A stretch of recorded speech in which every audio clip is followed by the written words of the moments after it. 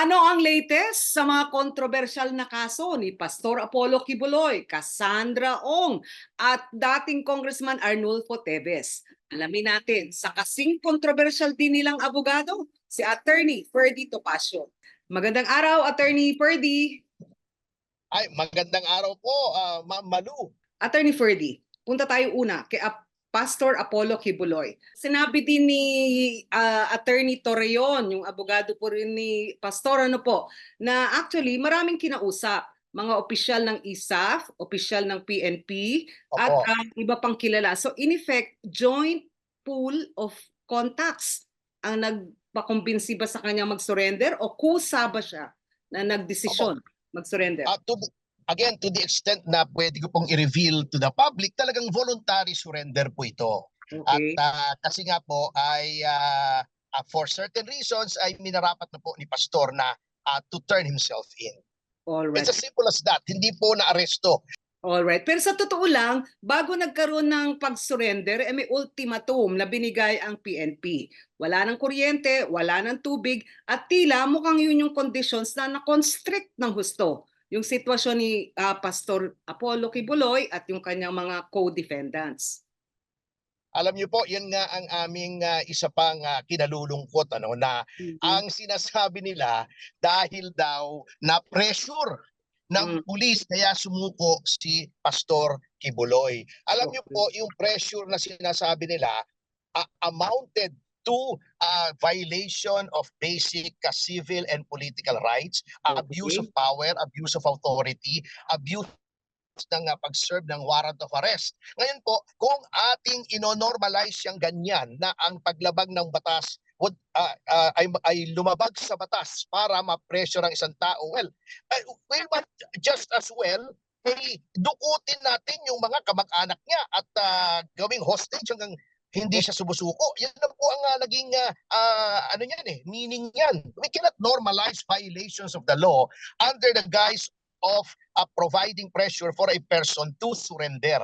Kahit pumiwarant ang isang tao, certain rights still have to be observed. And these rights were blatantly violated doon po sa siege ng KOJC compound sa Buhangin sa Davao City. Alright. Pero attorney, balancing of rights tayo dito. Ano po? Merong arrest warrant para kay Pastor Apollo Kibuloy. 16 na araw na nandoon 1,200 na pulis para kinubkob yung 30-hectare property. Ang sabi po nila General Torre, syempre, hinahanap nila yung tao. Yung search nangyari kasi nga sa laki ng compound, hindi nila matatapos. On the other hand, meron din naman daw dinanas ang police na harassment sa panig ng mga KOJC members. So, ano po ito? The right to serve search and arrest warrant by the state na pinatunayan ng Court of Appeals na tama naman, or the right of the people of KOJC na wag labagin yung kanilang property at teritoryo. Alam niyo po, dapat nabasa po nila yung sinasabi ng Supreme Court ng Amerika doon sa Miranda versus State of Arizona. That basically that the end does not justify the means. You cannot justify illegal acts by the results achieved. Alam niyo po, tama naman po kayo, Ma'am Malu. Merong right ang Estado to apprehend criminals subject of the warrants of arrest. Correct. But we have to remember po, number one, may rules of court po tayo that prescribes the manner by which a warrant of arrest is served. Pag kayo ay kumatok sa isang bahay, let's say, wag na natin sabihin compound, bahay, at pinakita niyo yung warrant of arrest at sinanap niyo isang subject at sinabing wala doon at may reasonable ground to believe kayo na nandoon, of course you may break in. Inaamin naman po natin yon. That's conceded. Ngunit kapag pumasok kayo sa isang bahay, naghalughog kayo, tinignan niyo yung kitchen, sala, mga bedrooms, kung may iba pang kwarto roon, at wala kayong nakitang subject doon, hindi naman kayo pwedeng tumira na doon sa bahay na yon for 16 days. At doon na kayo kumain, doon na kayo matulog, hinihintay niyo yung tao. Yun ang analogy kung mangyari sa ordinaryong tao yon. Kaya nga po nakalagay sa rules of court, if after 10 days ay hindi ma-serve yung warrant, you make a return to the court reporting why the warrant would not be served. Usually po, under ordinary circumstances, sasabihin nila na the subject cannot be found. Ngayon po, dito ay kung tignan nyo, sabi nila, sigurado daw sila na nandoon si Pastor Kibuloy sa loob ng compound, hinukay-hukay nila. Yun pala, manggagaling din si Pastor Kibuloy from outside the compound. So, yung reasonable certainty nila, sinasabi pa lang signal intelligence, human intelligence, ay palpak naman pala. Alright. Pati heartbeat daw ho, ano. Pero, attorney, bakit to? Kasi sabi ninyo sa huli, nagdesisyon si Pastor Kibuloy na to avoid bloodshed. Ano po? Para wala nang ganong mag-usap pa further. Bakit tumagal ng 16 days yung operation ng police, hindi kumikibo? At ang sabi ng KOJC, wala na sa Davao. Sabi ni Vice President Sara, nasa langit na. Pero sa totoo lang, ang arrest warrant ay Abril pa ang issue. Ba't hindi siya mas maagang surrender? Kung talagang rule of law ang ating paninindigan dito. Well, alam niyo po, talagang actually may misconception na kapag ikaw ay subject ng warrant, you have an obligation to surrender. Kaya nga po may coercive measures ang ating mga law enforcement authorities to arrest. Ano? Kasi there may be certain considerations kung bakit hindi sumusurrender ang isang tao. Katulad po nito, we have already alleged as early as last year pa or 2 years ago na may makabanta sa buhay ni Pastor Kibuloy. Yan po ay recognized na rin ng ating Korte Suprema nung sinabi nila sa isang kaso that the right to self-preservation is the supreme law. Sapagkat ang tao po ay may karapatan na to protect himself. Hindi naman po kailangan pagka may warrant ay sumurrender agad. Maaring tinitignan mo muna yung sitwasyon, if there is danger to your life or limb, ay ayusin mo muna yung sitwasyon para kung ikaw ay sumuko katulad ngayon, ay ikaw ay magkakaroon ng proteksyon. Right. Okay. Ngayon yung kondisyones na sinabi na sana purbahan ni Pangulong BBM na hindi siya ipapadala sa Estados Unidos. Parang may ganun hong lumipad na balita, ano ho. Pero ang sabi naman ng ibang abogado, imposible yun. Kasi talagang dapat, ngayon nandito na sa pulisya, si Pastor Kibuloy, mauna ang Philippine courts bago yung US courts. At walang karapatan o walang authority at all ang Pangulo ng Pilipinas to say na hindi natin ibibigay o ipapadala sa Estados Unidos si Pastor Kibuloy. Pakilinaw nga po yun. Dapat ba talagang may ganong kondisyon? Talaga bang inatang yung ganong kondisyon sa kanyang pag-surrender? I will have to politely decline to answer that po kasi may usapan po kami tungkol dyan, but suffice it to state that now that he's in custody after having surrendered to the authorities, then the rules on extradition will have to be followed, meaning that the Department of Justice will have to file in coordination with the Department of Foreign Affairs ng isang petition for extradition sa regional trial court, and there will be a hearing after which a judgment will be rendered, and then that judgment, if it is for extradition, will be held in abeyance until after the appropriate appeal is made with the Court of Appeals. So yun po ang procedure po ng extradition na nasa ating batas. Alright. So ibig sabihin, mauuna ang korte sa Pilipinas bago yung kung ano man yung mangyari dun sa extradition appeal na yon. Opo, that is always the principle. Correct. We are a signatory to an extradition treaty with the United States, which has the force and effect of law dito po sa ating bansa. Of course, ang primary jurisdiction always belongs to us as a sovereign nation. Bago yung ibang bansa, syempre po, yung justice system muna ng ating bansa ang uunahin. Fundamental principle naman po yan ng international law. Okay. Now, you've seen social media actually celebrating the role of General Torre and the policemen. Ano po? They're saying na actually they set the predicate. Na parang yung 16 days na nandoon yung pulisya, parang yun yung naging pressure. You don't like to call that pressure, but yun yung parang context kung bakit sa huli nagdesisyon mag-surrender si Pastor Kibuloy. Ano po tingin nyo doon? Yun nga po ang sinasabi ko na hindi po natin pwedeng inormalize yung ganyong violation of the law. A lawful effect cannot come from unlawful acts. Kapag ang isang bagay ay unlawful in the beginning, hindi po justified kahit sabihin na lang lawful yung nangyari. So, kung Okay. ino-normalize nga po natin yan, edi tuwing may warrant of arrest na lang po, ipe-pressure natin. Guguluhin natin yung bahay ng subject ng warrant. Guguluhin natin, maghuhukay tayo sa mga bahay niya, sa mga bahay ng mga wanted.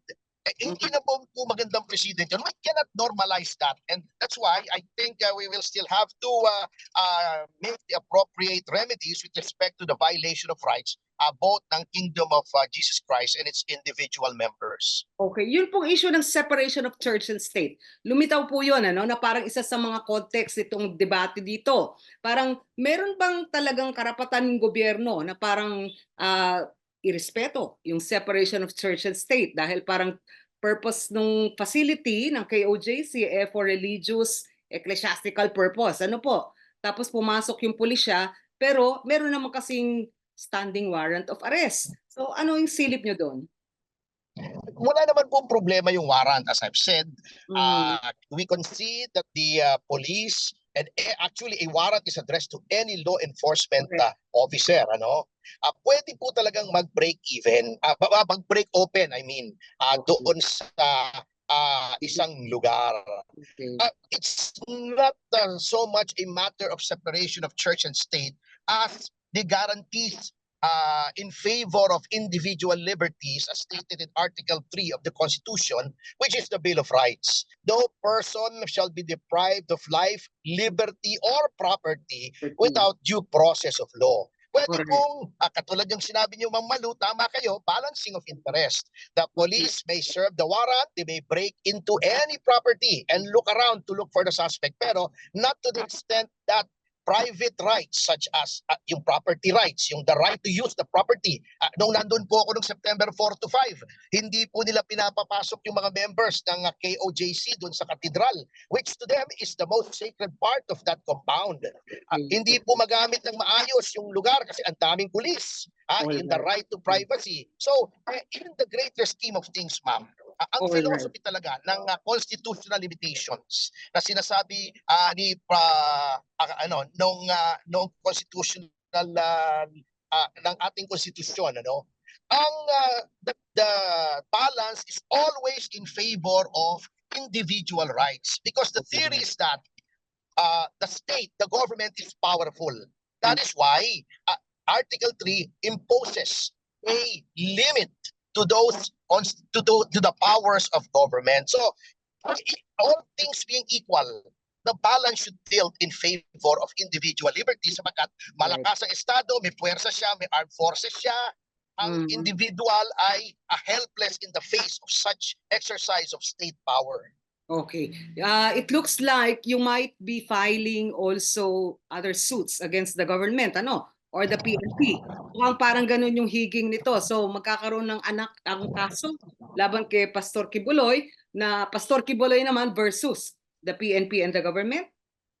Well, most likely po kasi the fact that kahit nga po maaresto within the compound si Pastor Kibuloy, that will not excuse the violation of rights already perpetrated towards that end. Sapagkat sabi ko nga, the end will never justify the means, especially under a republican and democratic system of government na meron tayong konstitusyon where individual rights are protected. So kahit na anong mangyari, kahit na sumuko, even on the assumption that after that a trial, etc., Pastor Kibuloy is found guilty, even then, meron pa rin pong paglabag ng ating saligang batas na at mga applicable laws na dapat panagutan.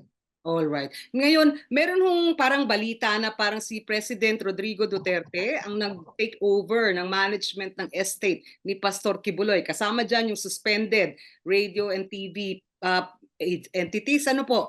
So ano po yung magiging impact kung wala si Pastor Kibuloy? What about his properties, including the chopper, including the vehicles, including the 30-hectare KOJC compound?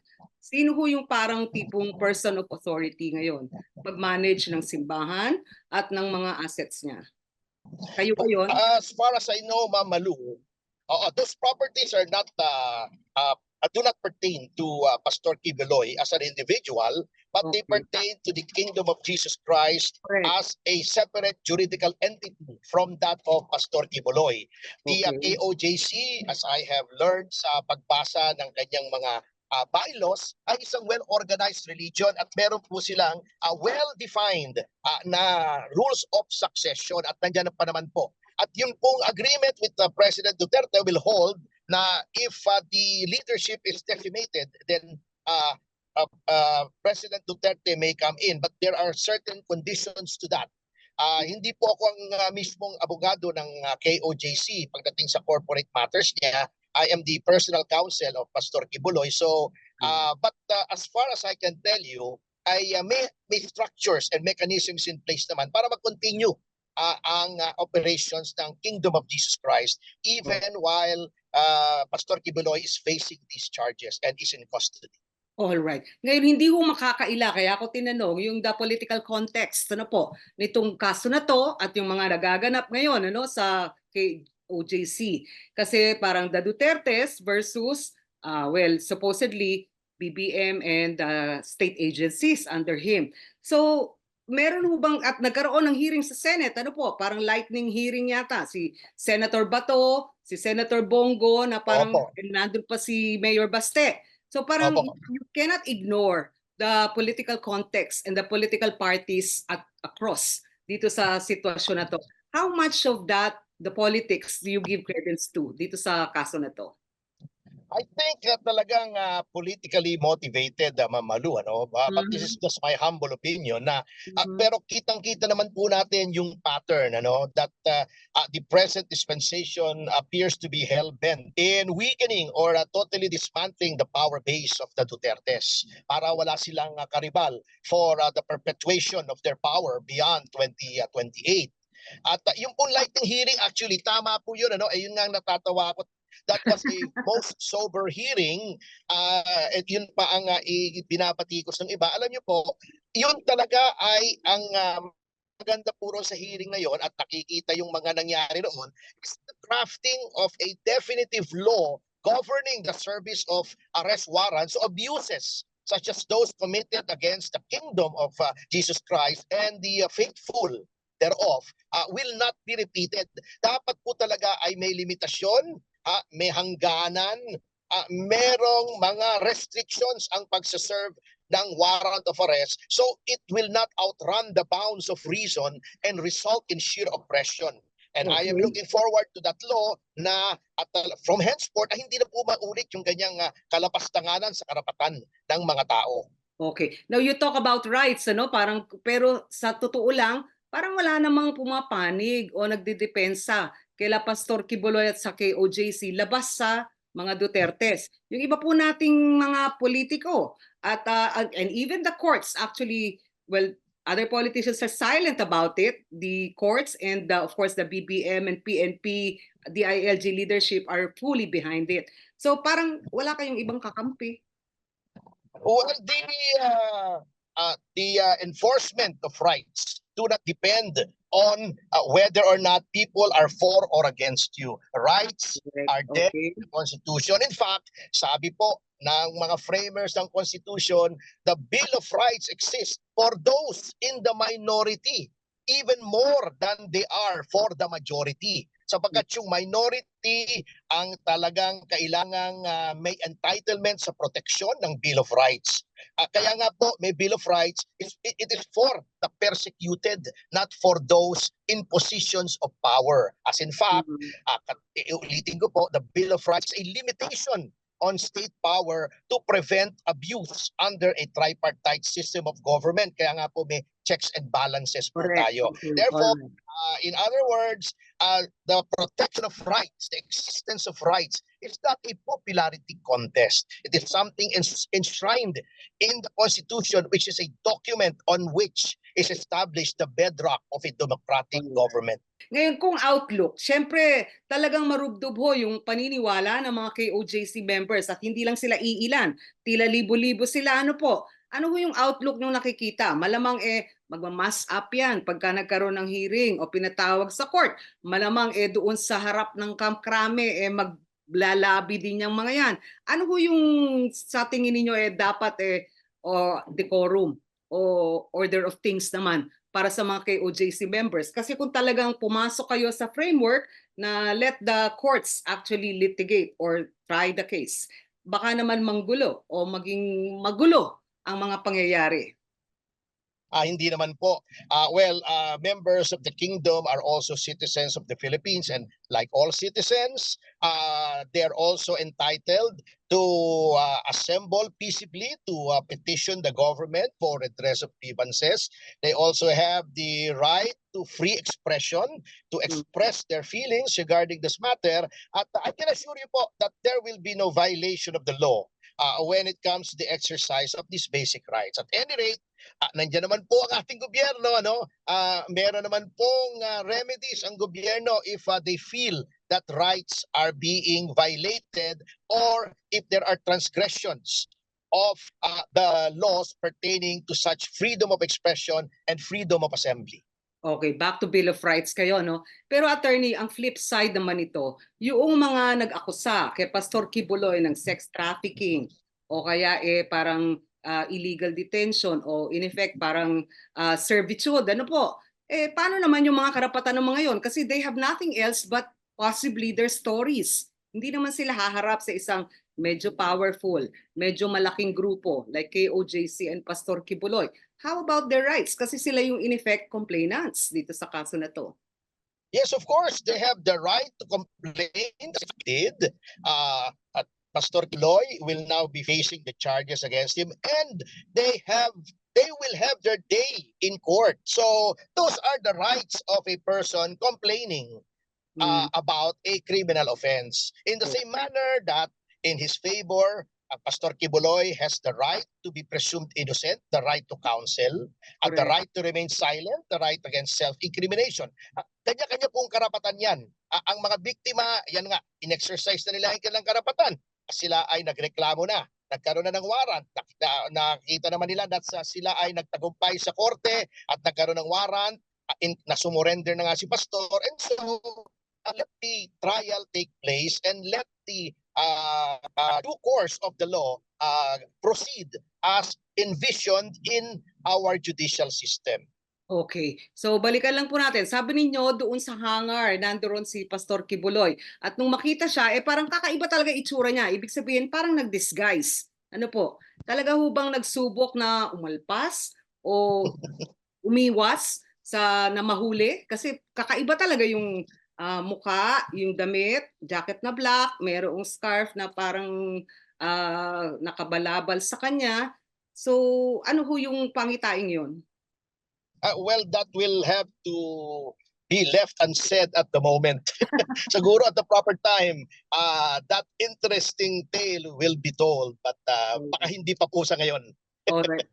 Bakit ho sa ISAF? Parang pwede rin naman sa PNP SAF o kaya naman sa ibang PNP Director General kung ayaw niya kay General Torre. Bakit? Kasi ang mangyayari po, ang SAF po, Intelligence Service of the Armed Forces, wala naman talagang authority na, di ba ho, mag-hold in custody na mga tao na may kaso tulad ng kaso kay Pastor Kibuloy. So kaya nasa krame pa rin siya sa detention center. Ganun ba? Pakipaliwanag nga po. Kasi sa ISAF siya nag-surrender. And so far as I can discuss it publicly, suffice it to state that it may be a matter of trust. And I will just leave it at that for the moment. All right. So, syempre, malaking bagay po yun. In the same way na parang matter of trust na kayo pa rin ang abogado niya. At mukhang battery of lawyers ba to? Mukhang talagang you will pull no stops para mag-present ng big, great panel of lawyers to defend Pastor Kibuloy. Ganun ho ba? Well, it's not really a matter of not pulling all stops, but it is the bounden duty of every lawyer who is tasked to defend an accused to use every facility in the legal armory to defend his client. Kailangan po namin yun. Otherwise, a lawyer who does not use every legal means at his disposal to defend a client is a traitor to his profession. Talagang pag nagdepensa po tayo, kailangan all out Kung hindi, i-violate natin yung sinumpaan natin as lawyers. Ang mga kaso pong ito ay tumatagal ng ilang taon, ano po, baka dekada pa. Kasi kung talagang iaakyat natin hanggang sa Korte Suprema at bago maging final and executory, kung ano man yung desisyon, talagang uubusin yung ating pasensya. Ano po? At sabi nila, liban sa court case na yan, yung tinatawag nilang extralegal o metalegal engagement ng mga abogado ay mahalaga. Are you preparing for that? Ibig sabihin, sa kalsada, sa labas ng korte. Well, ang sinasabi na naman nilang extra-legal is, katulad po nito, kami ay napapanayam nyo. At I think it is all, it's not really extra-legal or meta-legal, but it's part of also the constitutional guarantee of the public to be made aware on matters of public concern. At ako po ay media practitioner din. Ako ay may programa sa Of TV course. at ako ay director ng National Press Club. At anchor din kayo ng Part and isang radio parcel. program. Mhm. Opo, part and parcel naman talaga yan ng trabaho ng media as the so-called fourth estate at to keep the public informed of what's happening regarding matters which concerns them. And this is a matter of public concern because this involves the foundations, the very foundations of our justice system. All right. Medyo pasintabi po ano, but will there be PRs to be hired to take the story of Pastor Quiboloy up front? Well, as far as I'm concerned, di na kailangan eh. I am my own PR. Oo nga, at mas magastos ano, pero So to speak. mukhang mahusay naman at malaki ang kaban ano na paghuhugutan. Hindi naman. It's, media perception is not really a matter of funding or the number of PRs, but the public perception as to who is telling the truth and who is trying to spin facts to suit their own purposes. Katulad ng sinasabi na arestado na, hindi naman pala. Matalino na po ang tao ngayon eh. Yung so-called traditional media has lost its stranglehold on the conduit of information because of the quick rise of social media. So marami na pong napagkukunang impormasyon ng taong bayan ngayon. So hindi na maaaring ma-monopolize katulad nito sa inyo. Tao na po ang nag-analyze ng maraming impormasyon na dumarating sa kanila, and that is when they are free to form their own opinion. Okay. Ngayon, attorney, timetable, quickly. Ano kailan yung parang schedule? Kasi may kaso ano po na nakasampaw yung arrest warrant galing sa isang korte, pero parang merong Quezon City, merong Davao. Ano ho ba talaga? Saan mauuna? Ang ating Korte Suprema po ay nag-order na ang mga criminal cases against Pastor Quiboloy should be transferred to the National Capital Region. Right. So yun po, well, the usual course of proceedings in criminal cases, in all criminal cases, ay kapag nag-surrender na po yung akusado, ay ang susunod po dyan ay arraignment. So we should be looking at the pastor's arraignment sometime soon, after which there will be a pre-trial, and then we will go on to the trial proper. Doon na po namin ipipresenta ang aming ebidensya. Remember that since the accused is always presumed innocent, it is the prosecution's a burden to prove guilty. Sabi nila, baka yung defense maglatag ng daan-daang mga witnesses. Hindi ko kaya gano'n ang mangyari kasi sa KOJC members, ilang libo ho ba yan? Baka tawagin nyo naman lahat. Hindi naman po lahat ng miyembro syempre ay pwedeng witness, ngunit alam niyo po, considering the gravity of the offenses charged, of course, karapatan din naman po ng isang akusado to produce witnesses in his behalf, as well as to confront the witnesses against him. Kung maraming witnesses against him, syempre po, karapatan naman namin i-cross-examine yun, etc. Sapagkat these are all parts of the safeguards afforded by law to a person accused of a crime. So, hindi naman po dapat masamain kung gagamitin po itong mga safeguards na ito. Sapagkat batas po ang nagbibigay dito. Hindi po kami ang gumagawa nito. Ginagamit lamang po namin yung mga ibinigay sa aming mga karapatan, mga remedies, at saka mga procedures ng batas. Sa batas po yan. Hindi po kami ang gumagawa po niyan. Okay, so good luck sa ating lahat. Mukhang this will be a long, long wait for all of us. Ano po?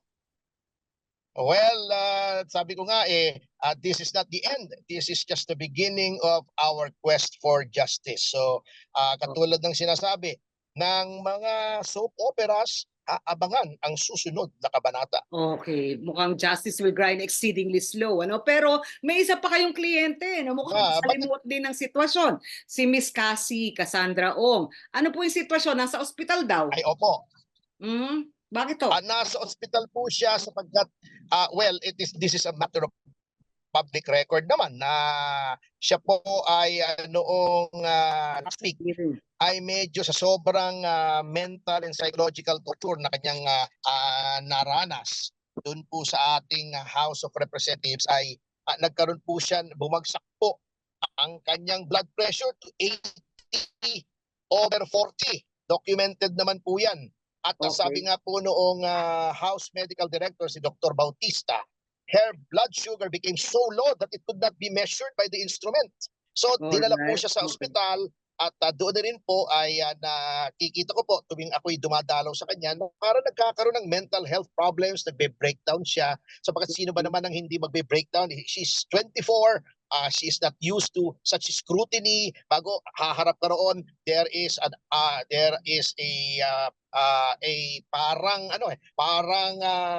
Roman phalanx of hostile members of the House of Representatives na pati yung right to counsel ay hinaharang, ayaw kong pakausap doon.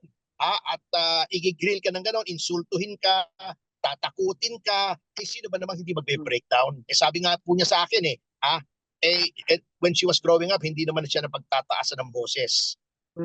Pagkatapos isasalang mo sa gano'n, katakot-takot na camera, talagang magiging badly shaken talaga mentally and emotionally kahit sino. Pero attorney, mukhang very well voiced naman siya noong hearing sa Quad Committee ng House.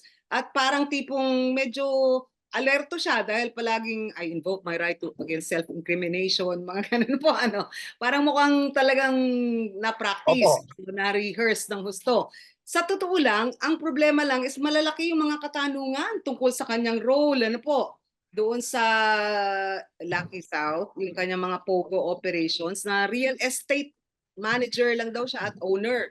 So, paano ho yung lulusutan? Kasi konektado doon sa kay Miss Alice Go na investigation, At sila'y magkaibigan at girlfriend siya ng kapatid ni Miss Alice Go na si Wesley. Yun nga po, alam nyo, I think the public as well as our legislators should not lose sight of the fact na ito pong mga hearings na ito are supposed to be in aid of legislation. Correct. Sinabi na po ng ating Korte Suprema in a long line of cases that the legislature is not a court, it is not an investigative agency, it is not the police, it is not the NBI. They are not there to determine the guilt or innocence of anyone or even the commission of a crime. Yun ang habol mo roon. Ang habol mo roon ay gumawa ng batas. At ako nga po ay napapailing na lamang sapagkat nakakalimutan na yata nitong ating mga mambabatas na hindi po sila investigador. So why are they interrogating these resource persons with respect to the possible commission of a crime? At sinasabi niyo pong well-rehearsed, hindi naman po kailangan i-rehearse yun The right against self-incrimination is in the Constitution. At tama naman po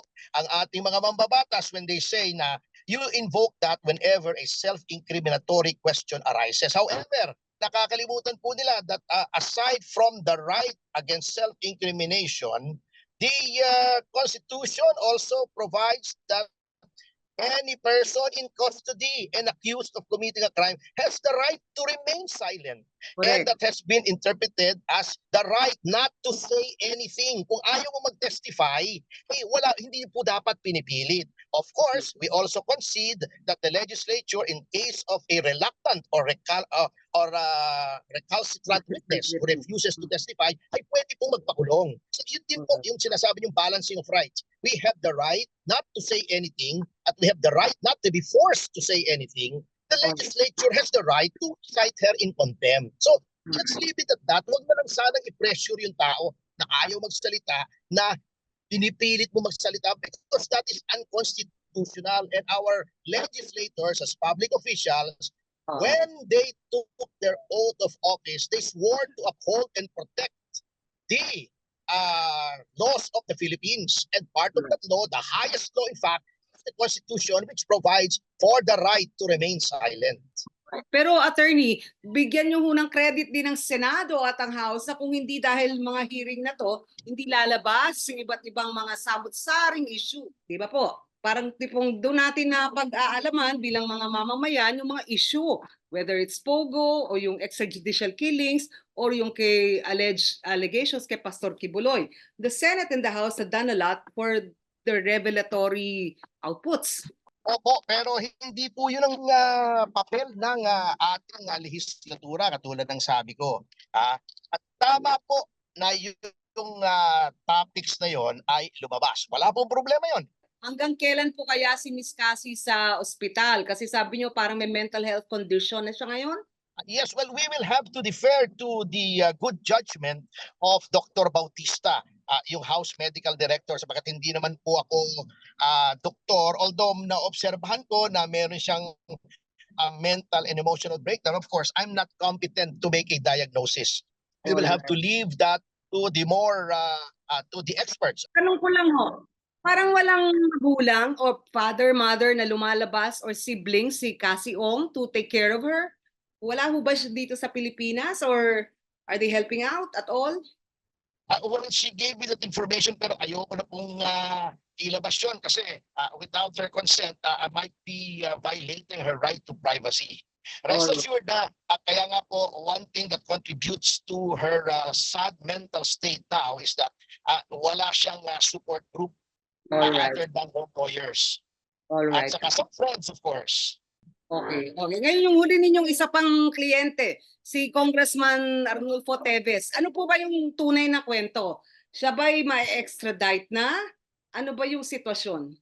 Kami po, yun nga pong sinasabi ko rito sa DOJ, the media should be wary when receiving information from the DOJ, sapagkat puro fake news itong binibigay ng DOJ. Remember when they said that Mr. Teves would be returning? Ang dami nagtakbuhan sa NAIA, wala naman pala. Then sinabi ni Amico Clavano, by the end of July daw, narito na, wala naman pala. Then may sinasabi pa sila noon na kung nagbibigay ng suhol yung anak ni Mr. Teves. Yun pala, it's the other way around. Silang hinihinga ng suhol at sila ay nagsumbong. So, yung sinasabi nilang by this month may extradite na. Bakit? Nagtataka ako, ikausap pa sila na mga tao roon sa Timor-Leste na nakakakuha sila ng advance information? Abay, bawal po yun. Under any system of government, ay hindi ka pwede makipag-usap doon sa mga huwes para malaman mo in advance kung anong desisyon. So nagtataka ako kung saan nila pinagkukuha. Last week lang naglabas sila ng desisyon, ng press release na yung apila daw ni Congressman Teves ay na-deny. Hindi naman po totoo. At pinakita ko po sa media, sa mga kaibigan natin sa media, yung front page ng mga diaryos sa Timor-Leste na walang ganong desisyon. So matindi itong Department of Justice, puro fake news eh. Panghuli na lang, attorney, bakit ba kayo ang nagiging lawyer of choice nitong mga controversial na mga kliyente ninyo? What's in it for you really? You wanna be the lawyer of all those parang hard to defend clients?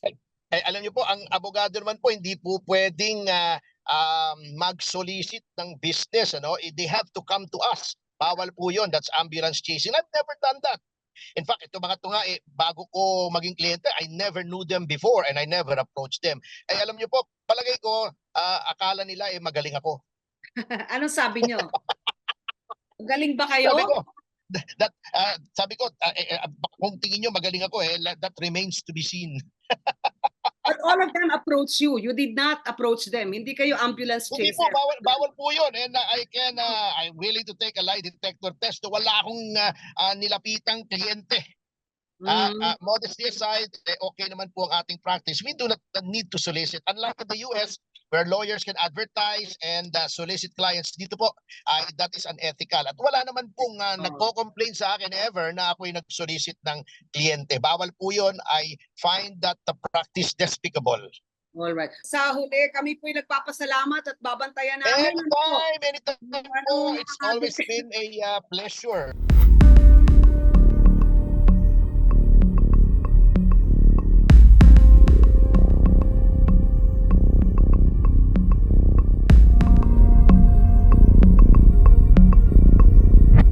Ang mga kasong kinakaharap ni Pastor Apollo Kibuloy at ang patuloy na laban kontra illegal na pogo. Alamin natin ang latest mula sa tagapagsalita ng Philippine National Police na si Colonel Jean Fajardo. Abay, magandang araw, Miss Jean. Magandang araw po, Mama Lu. So, si Colonel Jean po ay abogado, kaya't alam niya ang susunod na yugto sa kaso. Una, ni Pastor Apollo Kibuloy. Ano po ang next steps, Colonel Jean? Sa darating po, Ma'am, na Biyernes, ay magkakaroon po ng arraignment, face-to-face arraignment po si Pastor Kibuloy at apat pa po niyang kasamahan dyan po sa RTC Branch 159. And this is the reason kung bakit kahapon po ay nagsubiti po tayo ng urgent motion to retain custody because nag-issue po ang Pasig RTC nung in-return na po natin yung warrant of arrest to produce po sina Pastor Kibuloy at apat pa sa Friday nga po.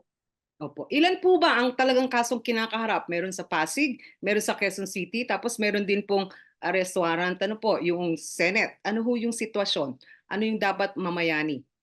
Yung mga kaso po, dalawang kaso po dyan na pending sa RTC 106 po sa Quezon City, ay ito po yung dalawang kaso ng child abuse and other sexual abuse po na isinampa po doon po sa Davao. Subalit nung May po ay naglabas na po ng desisyon ang korte na nililipat po lahat po ng kaso involving Pastor Kibuloy dyan nga po sa Quezon City. Mga bailable offenses po ito at nakapag-bail na rin po yung ibang mga kasamahan po ni Pastor except po sa kanya.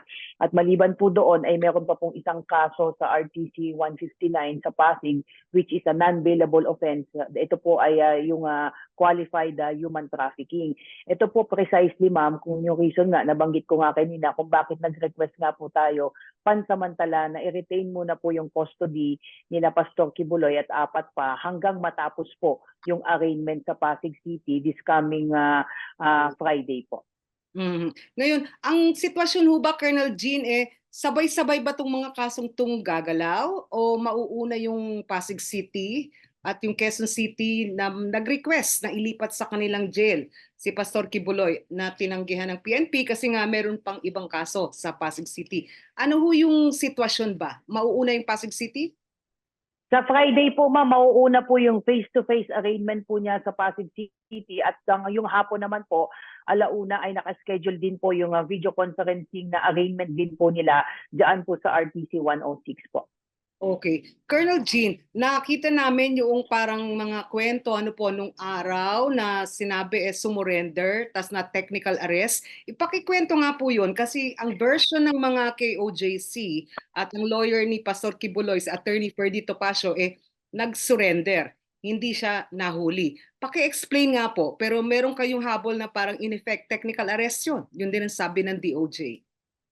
Alam mo, ma'am, ang sinasabi nga natin na sinasabi nila sumuko, ang sinasabi natin ay there's no way out for them kasi nung napapaligiran na po ng ating mga kapulisan yung isang building po doon na pinaniniwalaan po natin na nandun po sila ay as early as Saturday po ay binigyan na po sila ng ultimatum na sabi po natin ay papasukin na po itong building because alam po natin meron na tayong specific information kung asaan silang area. Subalit na extend lang po, ma'am, yung deadline hanggang Sunday because ongoing po yung bar exams. Yung bar exams po, yung isang school po doon, particularly yung JMC, meron pong nagba-bar exam. So binigyan po sila ng ma'am ng taning hanggang Sunday po ng 1 p.m. po. At yung pong taning po na yon ay it was communicated po kay Attorney Torion. Kaya nung umaga pa lamang po ma'am ng Sunday ay nakapwesto na po, nakapreposition na po yung ating mga kapulisan ready to enter that particular building. Mga bandang alas 10 po ay nag-show off na po yung mga pulis natin. Nandun na, malapit na mismo doon sa building. It so happened ma'am na yung bago po tumungtong yung 1 p.m. deadline po ng Sunday ay mga around 12:30 po ay nakareceive po ng tawag si General Torre at he was informed by high-ranking officer po ng PNP na to extend po yung deadline up to 3 p.m. because the negotiation is still ongoing. Kasi nag-start po yung negotiation na umattend po yung isang ranking officer po ng PNP ay mga around 1 p.m. po yung nag-start na po because of the 1 p.m. deadline. So nag-extend po tayo hanggang 3 p.m. At however, no mga 1-3 p.m. mga bandang mga alas 3 po ay nakikita po natin na parang wala pong movement doon sa sinasabi po nila na eroplanong gagamitin para magta-transport po kay na Kibuloy at iba pa papunta po ng kasi yun po ang napag-agreehan na eroplano na lang ita-transport papunta ng Manila at sasaluhin po ng PNP po para tuloy-tuloy po yung proseso. So noong mga bandang alas 3 ma'am, wala tayong nakikita na walang nakikita sina General Torre na movement po ng eroplano ay again nag-ready po sila para pasukin po ulito yung building na po ito. However, mga around 3:30 po, we received confirmation sina General Torre na yung eroplano po ay papunta na po doon. So nagtuloy-tuloy po yung negotiation po doon, but just the same ay mga bandang 5:30 wala pa rin po tayong nakikita po talaga na physical presence ng eroplano ay lumapit pong muli. Talagang papasok na po talaga doon sa area po kasi ang fear po ni General Torre, we are being taken for a ride. Kasi wala pa pong eroplano. Sinasabi lang, papunta na yung eroplano. So sabi ni General Torre, we extended the 1 p.m. deadline, naging 3 p.m. but 5:30, there's no sight of the sinasabing eroplano na pipick up po. So talagang by 5:30 po talaga ay talagang ready to enter na po tayo. However, maya-maya po ay nagland. Dumating na po yung eroplano po at there was a positive confirmation na nandun yung eroplano. So by 6 p.m. po, lumapag na po yung eroplano doon po sa TOG. At and from there po ay sumakay na po sina Pastor Kibuloy. Nandun po sila sa loob, all along, sa loob po ng KOJC. May mga sasakyan po tayong pinasok doon at sumakay po sila doon. At diretso na po doon sa hangar kasi doon po sa KOJC compound ma'am, meron pong daan doon. Diretso po yon sa may likod po, doon sa may airport po. So pumunta po sila doon sa TOG kung asan andun yung eroplano. And by 6:30, 6:45 ay nag-take off na po ang eroplano. Okay. So ilinaw lang po natin yung eroplano po yun, eroplano ng Air Force o eroplano na private? C-130 po. C-130. Okay. So nung nagnegosasyon, may balita na parang ayaw niya daw makita ang mukha ni General Torre. Tama ho ba yun? O ano ba yung mga terms of condition or conditions ng ibinigay?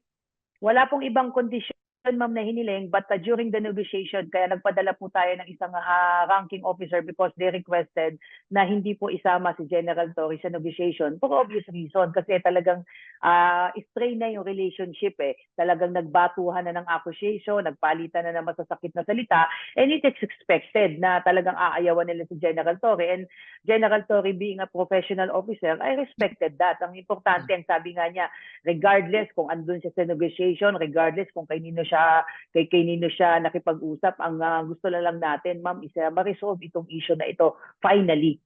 Okay. So sa madaling salita, yung ultimatum ho ba ninyo kasama yung pagputol daw ng kuryente at tubig? Walang negotiation na ganun, ma'am. Walang usapan na ganun. And in fact, first day pa lang, ma'am, yan na yung pinaka-float nila na pinutulan daw sila ng ilaw, pinutulan sila ng tubig. Hindi nga nawawala yung malaking sign nila doon, yung LED wall nila doon sa kingdom nila At patuloy silang kumakain, patuloy silang, sabi nga natin, kung hindi nakakapasok, pinutulan sila ng ilaw, hindi siguro tatagal ng ganun yung ating operation doon kung ganun ang ginawa. So, out of the question po yung sinasabi nilang puputulan sila ng kuryente at tubig doon po sa lugar.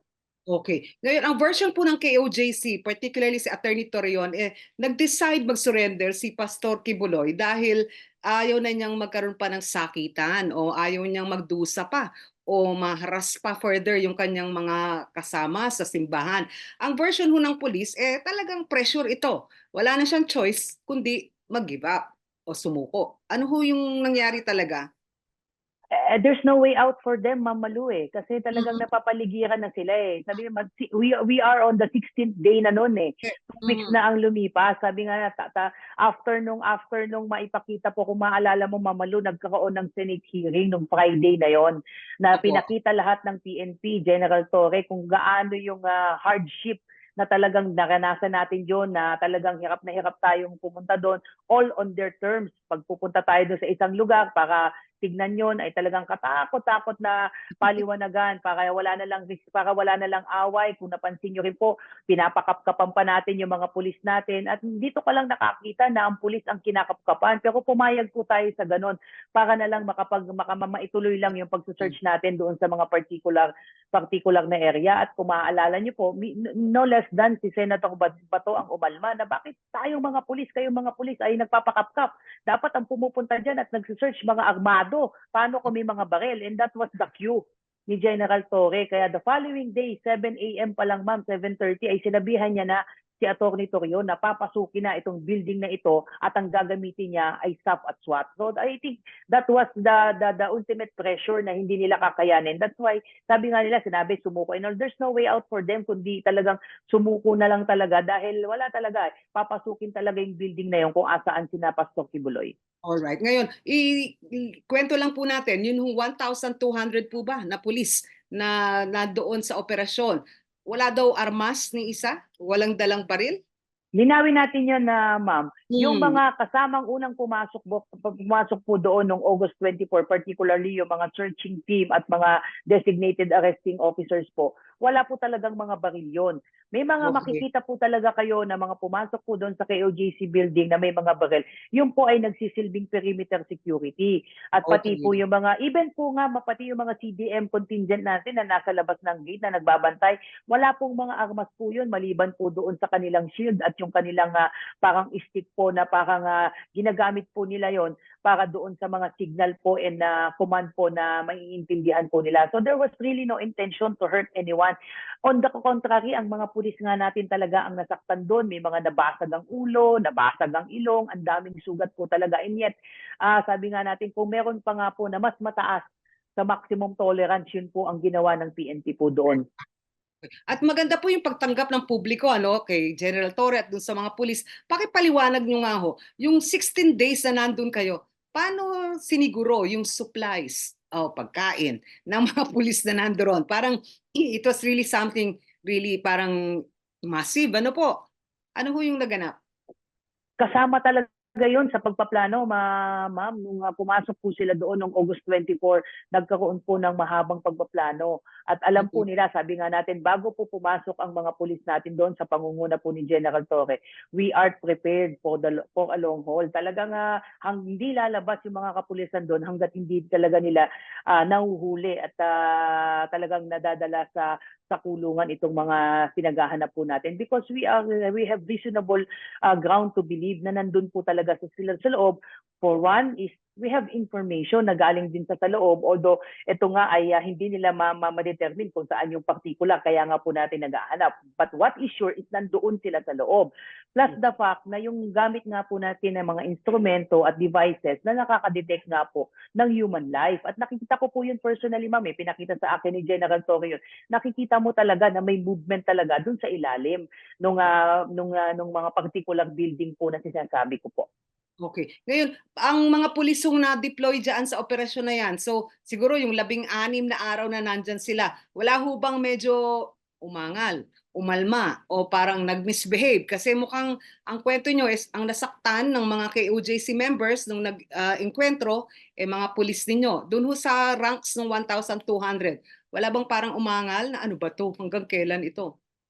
Alam mo, professional yung mga pulis natin na mamalu eh. Talagang pagka kami ay sinabihang deploy tayo at alam nila na talagang ang deployment na yon ay pangmatagalan. Kaya nga we need to get pa nga po ng mga PNP personnel natin doon sa mga nearby region para makapagpahinga. Tama po kayo, may mga nasaktan, may mga nasugatan, may tinapunan ng bato, may tinapunan ng kanin baboy, ng ihe. Tinapunan po yun nung nagkaroon po sila ng rally po doon. Pero ang isa lang ang instruction po ng ating GPNP, exercise self-restraint. At yun ang ginawa ng mga pulis natin. At we really have to commend yung mga PNP personnel natin doon. Talagang nagtiyaga doon at alam nila na hindi sila aalis doon hanggat hindi nakukuha yung objective natin. At after na, yun nga, nung finally nag-take off na po, yung eroplano sa sakay si Kibuloy, grabe po Malu yung atmosphere po doon sa loob ng KOJC. Alam mo ba, it was really a relief, it was really overjoyed yung mga pulis natin na finally masasabi nila na mission accomplished sila. Oh, mission accomplished at pwede na raw maligo kasi mukhang nahirapan yata kayo magkaroon ng access sa mga palikuran, paliguan noong panahon na yon. Alam mo, kasama sa naging pagpaplano, would you believe, ma'am, naglagay tayo ng mga portalets doon. Correct. Kasi ayaw natin na isipin na napapasukin yung mga building nila, may mangyaring iba doon. So even the portalets were considered in our deployment, pati yung pagpapalit ng mga tao, ilan lang yung kakayanin talaga na within 24 hours na tayuan yung pagpapagod. Kaya ngayong pagpapalit, yung pag-shift, kinonsider natin yan. So talagang even yung mga naka-standby tayo ng mga water tanks doon para lang may makuhanan, even tubig, pagkain, ay pinasiguro po ni GPNP yun na talagang lahat po ng provisions na kakailanganin po ng pulis ay readily available para naman hindi na iintindihin ng pulis saan ba sila makikisiak, saan ba sila kukuha ng pagkain, kukuha ng tubig. So lahat po ito, itong mga services po na ito were provided po. Okay. Pero sa totoo lang, ma'am, medyo parang napakalaking operasyon, mukhang detalyado talaga. Malaki ba yung naging gastos? Para hulihin. Definitely, ma'am, may gastos. Definitely, ma'am, may gastos because we have to consider, kung matatandaan niyo, Ma'am Malu, bago tayo nag-start, particularly bago yung unang-unang operation ng June 10, there was really a open pronouncement by no less than Kibuloy na hindi siya pahuhuli ng buhay. At alam din natin na siya ay armado. Alam din natin na yung ibang mga personality na kasama niyang may warrant ay may mga pag-aari na baril. At it cannot be denied na mayroong mga armado doon sa kanyang hanay. And this was considered in our preparation kung paano nga ba papasukin itong napakalaking compound na more or less mga 30 to 35 hectares. Kaya talagang lahat talaga ay kinonsider kung gaano kahaba ang kailangan talagang pasensya. Talagang grabe yung pasensya ng PNP dito sa naging operation po na ito.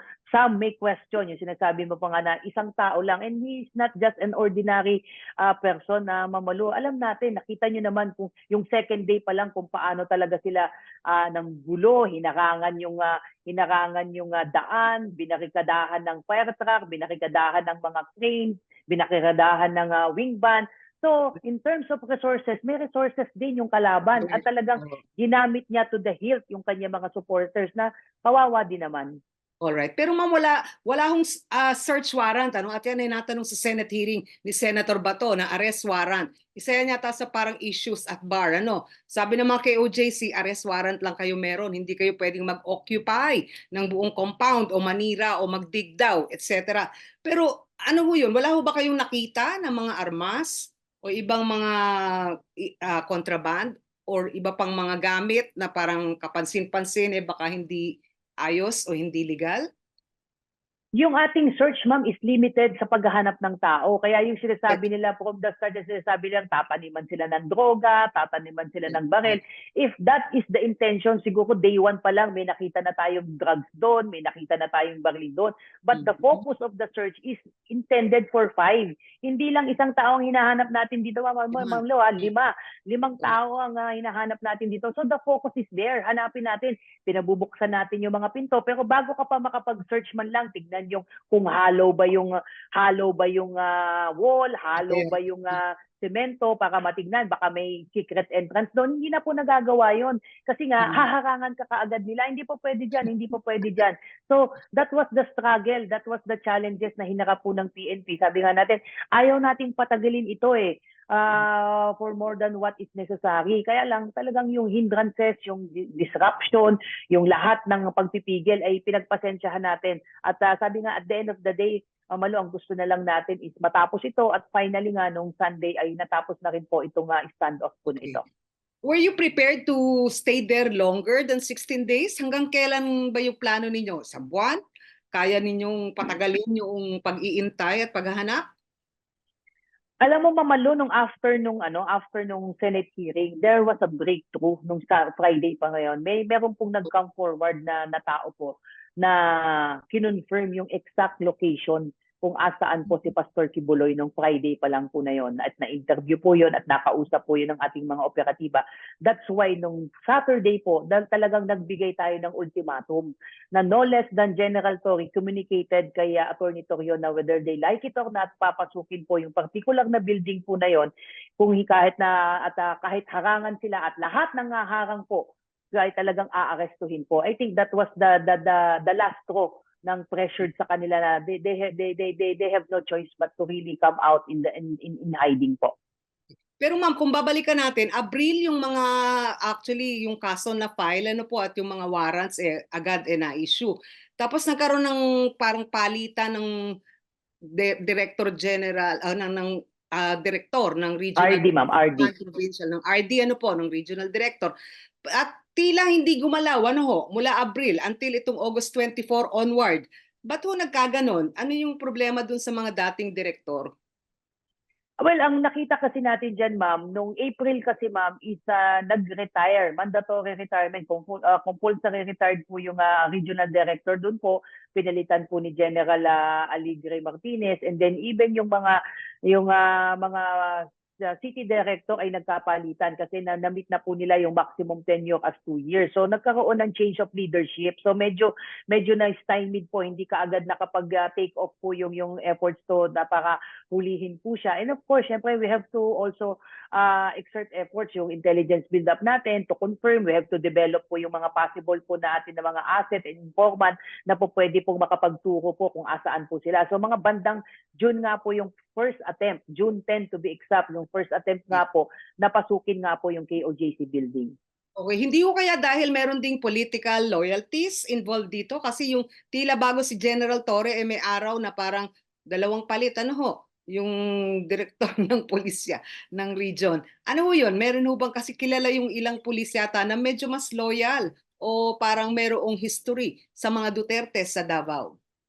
Isa yun sa sa mga challenges na hinarap natin, ma'am, na yung mga local police talaga doon is talagang hindi sa loyal sila sa mga Duterte, kundi we have to consider na nandun na yung pamilya nila, nandun na yung mga sila nakatira. Siguro yung in terms of yung parang yung desire nila talaga is hindi natin kino-question, pero yung kanilang makukuha ba natin sila 100% na dapat maging professional sila dahil ito ay talagang trabaho lang. So nagkaroon nga ng change of leadership especially nung pag-assume ni pag-assume. Ito yung isa sa mga nakita, ma'am, kung papansinin mo, ma'am, nagkaroon ng assessment, nagkaroon ng evaluation nung after the June 10 operation po. Bakit ang nangyari doon, imagine mo, mga parang 3 hours tapos na yung search. Ganun lang ang nangyari. Parang 3 hours yun. That's why, diba, ang sinasabi nga ni GPNP, anong klaseng search ang ginawa? Anong klaseng paghahanap ang ginawa? Bakit 3 hours tapos na kaagad?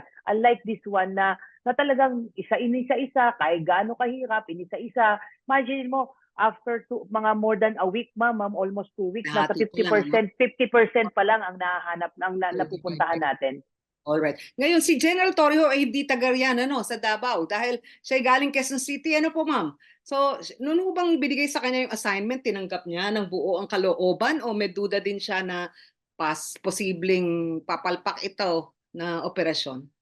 Alam mo, ma'am, kilala ko si General Torre during his younger years. Nakasama ko po siya sa isang unit sa Kamkrame, and knowing his caliber po, professional po na tao po yun.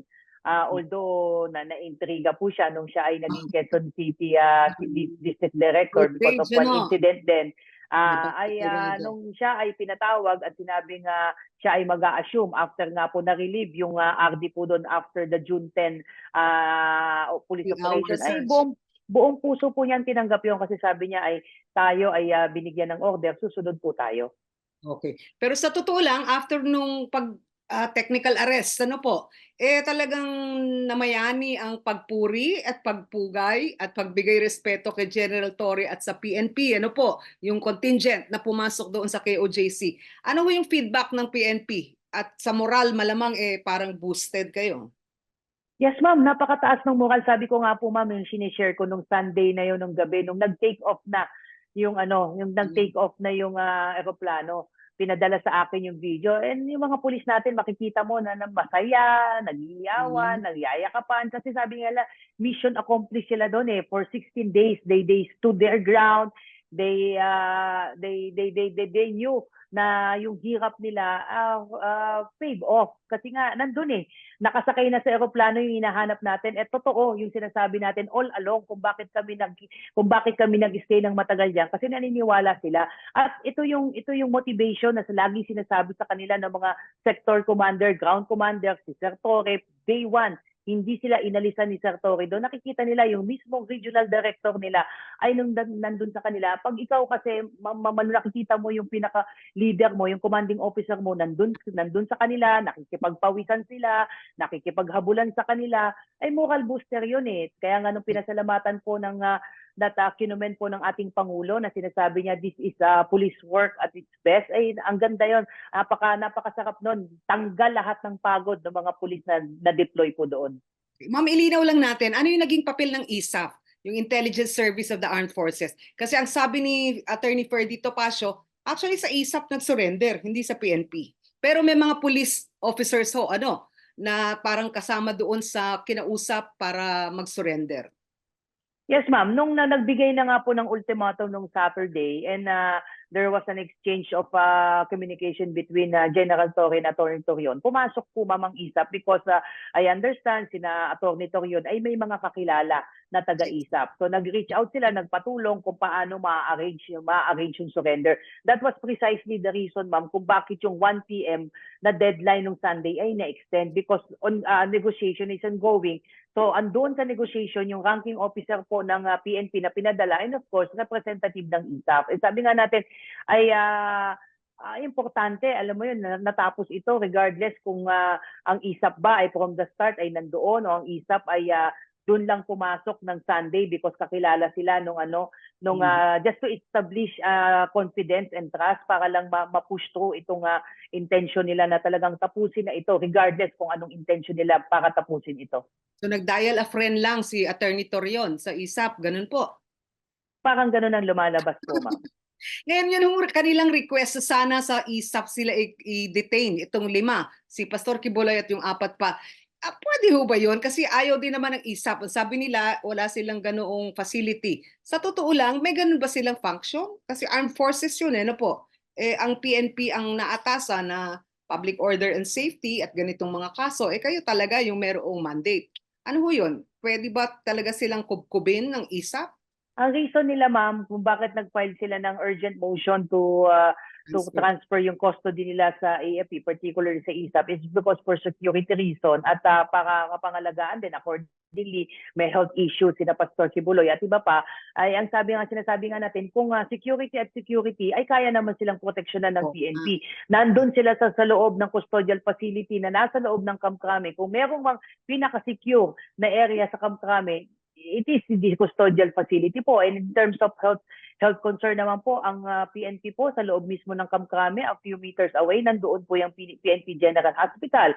Kung may concern po, which I understand, may mga medical needs po yung mga sina Pastor Kibuloy, ay kayang-kaya po silang bigyan po ng medical attention if necessary po.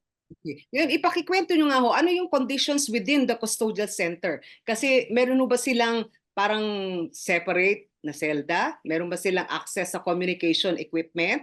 O meron ba silang mga computer o laptop? Ano yung mga privileges at mga prohibited na conditions ng kanilang detention? Yung pong ating custodial facility, ma'am, ay binubuo po yan ng iba-ibang compound po. Meron po tayong tinatawag na maximum security compound, medium security compound, at sila po ngayon ay nandoon po sila sa maximum security compound. Maliit lamang po itong kwarto, meron po yan na doon po sa mismong kinalalagyan po ni Pastor Kibuloy, ay nakaseparate po yan sa detention cell po ng mga babae. At ang nandun lang po, pagpasok niyo po sa selda niya ay mayroong pong kama doon, may electric fan, at yung kanilang CR po doon ay yung hindi nakikita at hindi ay yung open lang. Pero yung access po, yung ng air and all, nandun naman po lahat yon. At bawal po, in fact, bago po sila pinasok po doon sa holding area po, ay pina-inspect po yung mga gamit po nila, na bitbit po nila galing po ng Davao. At ang pinayagan lang pong ipasok doon sa kanilang selda ay yung kanilang mga pangunahing gamit po, particularly po yung kanilang mga damit, at even po yung kanilang mga maintenance medicine ay pinayagan pong ipasok po yun. Bawal po ang cellphone, bawal po ang aircon, at anumang gadget po doon sa loob ng selda. Okay, so wala daw special treatment, sabi ng Pangulo, ano po. Pero wala bang special na hiling sila Pastor Kibuloy? Na parang baka naman pwedeng mag-concede kayo na may isang cellphone, na may laptop, o merong parang pwedeng special visitor privileges yung kanilang KOJC officers. Bawal po, ma'am. In fact, kahit yung mga lawyers po nila kapag dumadalaw po doon, ay dumadaan din po sila, ma'am, sa inspection. Bawal din po ang mga cellphone. At kapag sila ay papasok po doon sa custodial facility at papayagan silang mag-usap doon po sa visiting area po nila, ay bawal po silang gumamit ng cellphone. At mabanggit ko din, ma'am, even yung mga police natin na naka-detail doon sa mga maximum security compound, yung mismong malapit po doon sa kanilang mga selda, ay bawal po magdala ng mga cellphone po doon. Bawal din ho ang radyo at TV? Wala silang access? Yes po, ma'am, bawal din po. Okay. Ngayon, nagbabatuhan ano po ng aligasyon na kayo daw, sabi ni Pangulong Duterte, kakasuhan niya ng malicious mischief. Sa kabilang panig, yung pulisya at iba pang opisyal, ang sabi dapat magkaroon ng kaso na obstruction of justice laban sa mga KOJC officers. Ano po? Ano ho yung sitwasyon? Are you filing suit against the KOJC leaders na obstruction of justice? May nahuli ng ilan, ano po? Doon sa insidente nung unang araw ng pagpasok ng pulisya noong Agosto. Pero anong score ho? Kayo ho ba yung magpupursu pa ng obstruction of justice charges? May mga sinampa na pong kaso labang kina SILG, kina Chief PNP, kina General Torres, iba pa pong mga PNP officers. I understand mga 4 na po ata yung naisampang kaso laban sa kanila. On the part of the PNP, ma'am, pinaprocess po natin. We are on the process of documentation kung sino-sino po ang mga sasampahan. Definitely, may dapat pong managot. Definitely, meron pong may alam na nasa loob po sina Pastor Kibuloy at iba pa, at intentionally and willingly and wittingly alam nila at hinarbor nila at kinunsin nila kung asaan man yung kinalulugaran po nila Pastor Kibuloy. But as to the names, antayin po natin, ma'am, yung official po na ipafile po na complaint po ng PNP laban sa mga taong na-identify na at sa tingin natin na may alam at direktang may kaugnayan doon sa pagtatago po kay Pastor Kibuloy. Ngayon, parang specific issue yung parang naka-cover ano po, nung unang present sa publiko, sila Pastor Kibuloy at kapwa niya akusado, naka-face mask, naka parang helmet at kung ano-ano pa. Pero ngayon, inilabas na ninyo yung mga mugshots ano po, yung sa pulisya. Bakit ho nung unang bahagi, nung unang beses, parang covered na covered ang grupo ni Pastor Kibuloy at ngayon, dinicide niyo, sabi nga ba't naman kailangan i-hide? May privacy issues pa ba dito? Yes, ma'am. I-explain lang natin. Sometimes, ma'am, we have to strike a balance between yung interest ng publiko at yung kakapatan din naman ng isang individual. And this is not only limited in the case of Pastor Kibuloy. At the PNP ay gusto lang maging consistent. Kung mapapansin niyo, Ma'am Malu, siguro napapansin niyo rin yan. Kapag kami mga nahuhuli tayo na individual, ay talagang pag pinapalabas namin yung aming mga kanilang mga mugshot, ay talagang naka-blur po yung mukha. In fact, pinakita ko rin po na nung aking pinarespond po yung pagkakahuli kay Alice Guo, ay naka-blur din po yung mga mukha na yan. Even dun sa mga mga ordinaryong mga civilian po na nahuhuli natin. At specifically, ni-request po nila yan na kung po pwede ay iharap po sila, pero kung pwede ay takpan po ng mukha. At yan ang ni-request din ng lawyer at pinagbigyan po sila. Ang importante po ay just to, again, sabi ko nga, we have to balance talaga eh. Pinasend sila physically, but again, kailangan nating respetuhin yung karapatan din po nila na sabihin na ayaw nilang magpakita po ng mukha. Okay. Pero yung nilabas recently, actually nasa mga dyaryo ngayon, ano po, na talagang mugshot, walang, hindi solarized, walang takip ang mga muka. Galing din po sa PNP yun, ano?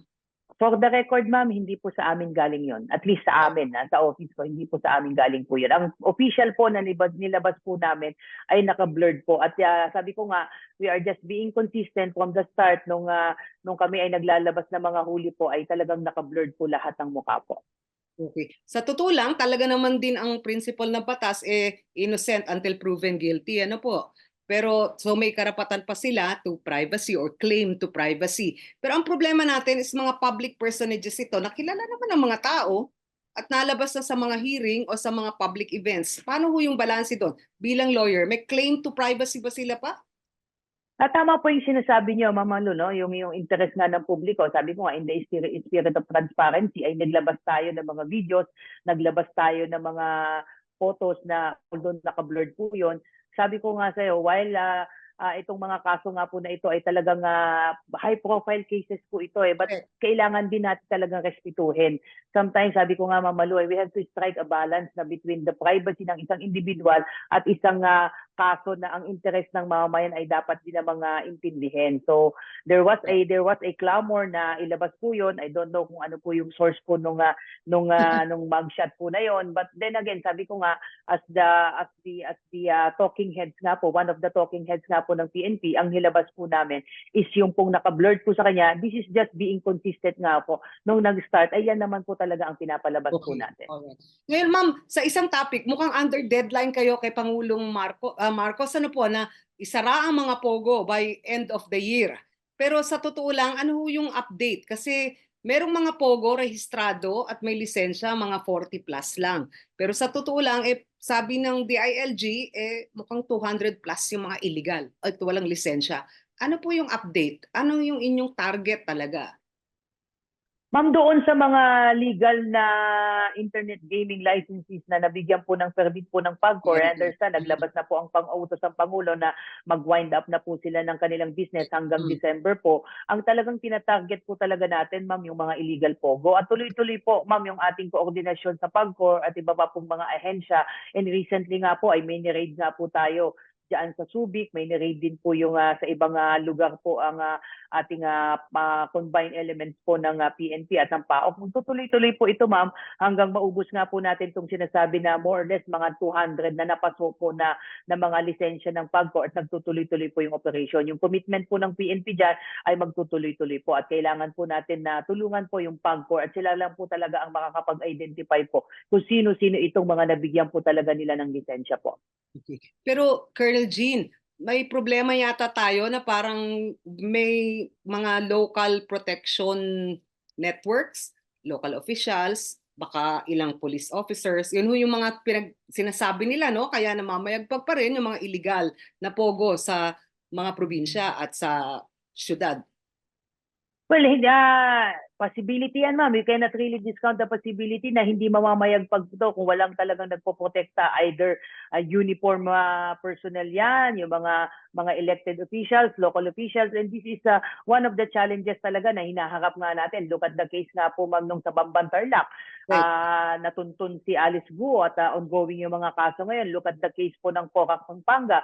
Sinasabi natin that there is really a negligence on the part of the local chief executives. Bakit na mayagpag yan ng hindi nila namamalayan. So ito yung mga challenges na haharapin at possibly nga yung may involvement ng mga uniformadong personnel either from the PNP or other law enforcement agencies. But then again, ang importante po dito, ma'am, is ang kabuuan po ng PNP ay professional. Lagi ko po ang sinasabi professional, maaaring may mga mangilan-ngilan na gumagawa ng masama, may mangilan-ngilan na napoprotekta ng mga illegal activities, but this is not the norms ng the whole organization. Ang gusto ng organization ay talagang malinis. Kami mismo, ma'am, kami mismo ang gustong malinis yung hanay namin kasi kapag nawalan, ma'am, ng tiwala yung ating mamamayan sa PNP, saan pa sila tatakbo. So yun yung ayaw nating mangyari, yung maging hopeless yung mga kababayan natin. Kaya hindi sila tatakbo kung hindi nila mapapagkatiwalaan yung kanilang pambansang pulisya.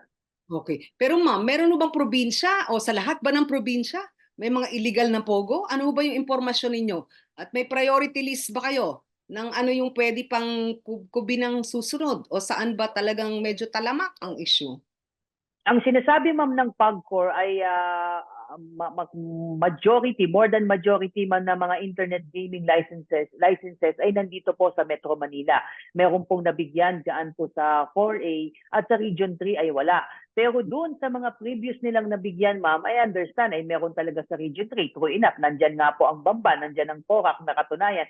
So nandyan yung concentration natin. But sabi ko nga, we have to take our cue from the PAGCOR dahil sila talaga yung nakakaalam kung sino yung mga binigyan. At since meron na nga pong declaration, ma'am, na talagang ban na yung pogo, ang mangyayari dyan, yung mga malalaking pogo ay talagang nag-i-split na yan into small scale operation, which happens, ma'am, nung nakaraang linggo last week lang, ma'am, ay may nahuli nga ang CIDG na isang condo unit lang siya up and down. Pag pinasok nila ay napakaraming computer doon. Kung titignan mo siya sa labas, hindi mo siya akalaing may pogo operation doon. Pero nung pinasok sila ay napakarami nilang nahuli na. Mga 18 po yung na-rescue po nila na Chinese doon at ang mga operator ay mga foreign nationals.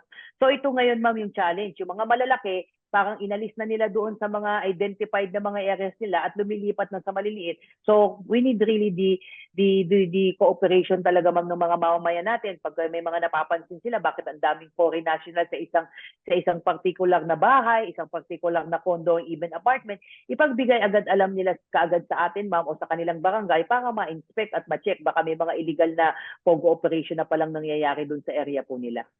So ang sinasabi po ninyo ay yung mga talagang illegal na malalaki ngayon ay nag-underground at nagcha-chop-chop ng operation para hindi halata. Meron din sa Cebu na nahuli rin po recently. Saan pang kasi kung Calabarzon, Region 4A, tapos yung Metro Manila, tapos Central Luzon. Labas po ba ng Luzon, katulad ng Cebu, marami rin parang pinupuntirya o na pinagmamanman kayo na pogo operations?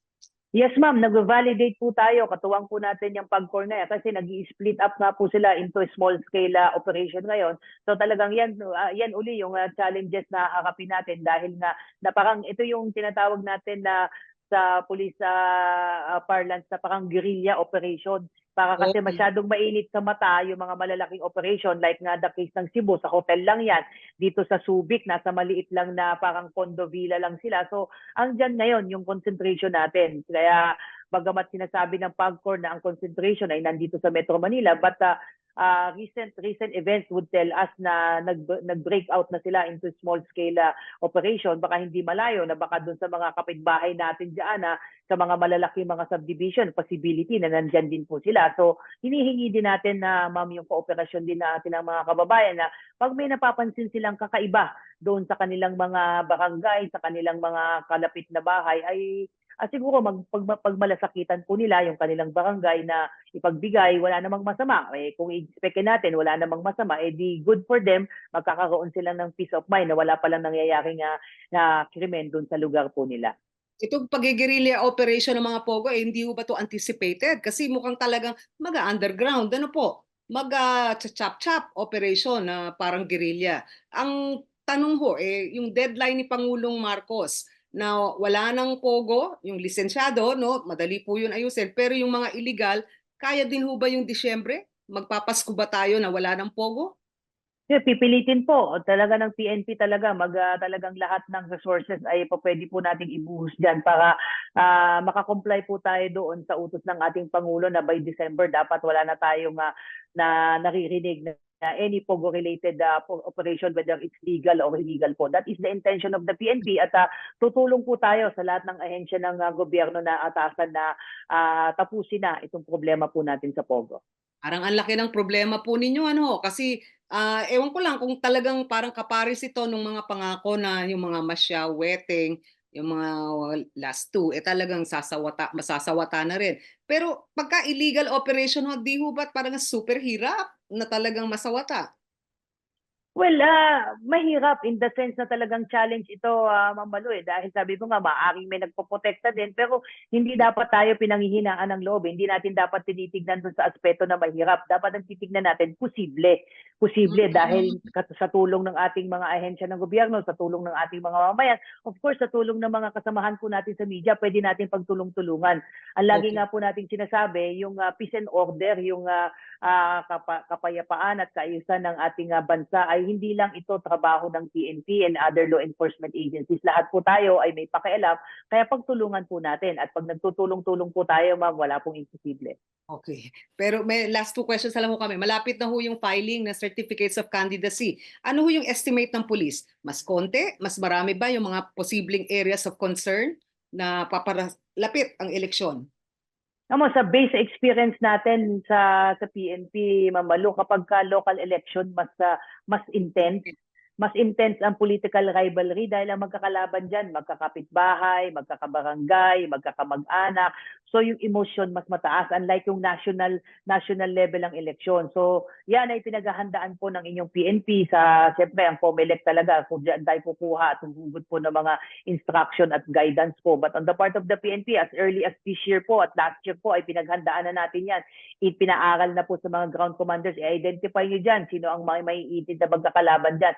Para pag nag-recommend po tayo sa COMELEC na dapat itong particular na barangay na ito, itong particular na municipality na ito, maisama doon sa mga election areas of concerns for purposes po ng deployment po natin. Okay. Sabi nila ang parang guns, goons, and gold, ano po, pagka po eleksyon. Pero actually kasama yung drugs. Ano ho yung sa tingin ninyo parang sitwasyon? Marami bang banta na hindi lang simpleng droga o illegal guns at saka ngayon parang pogo money? Ano po yung impact dito kaya sa darating na halalan? Alam mo, hindi imposible na magagamit ang droga, magagamit ang ilang illegal activities, even gambling, and even pogo na nabanggit niyo po para makapag-generate po sila ng mga election funds po nila. At yan po yung babantayan natin. At ano pa rin po tayo, positive pa rin po tayo na kapag nagtutulong-tulungan po tayo, ma-identify po natin yung source ng illegal campaign funds po nila para hindi na po magmamayagpag yung mga narco-politics na naririnig natin before, hindi mamamayagpag yung mga masasamang loob na ang intention lang talaga ay kumapit sa pwesto para mas lalo pang magpayaman o gumawa pa ng i-advance yung kanilang mga personal interest. Ang pinaka-importante doon, ma'am, bilang Pilipino ay dapat mamili tayo ng karapat-dapat na leader sa atin mula sa barangay hanggang sa pinakamataas. I think yun ang pinaka-importante po. Okay, last question na lang po. Tila dumarami yung mga spokesperson ng pulisya, ng Armed Forces, Armed Services Command na puro babae. Parang kayo ho yata yung nanguna doon, ano? Parang marami kayong mga sisterhood na spokesperson. Bakit yung mga babae ang hinaharap ngayon na bilang spokespersons?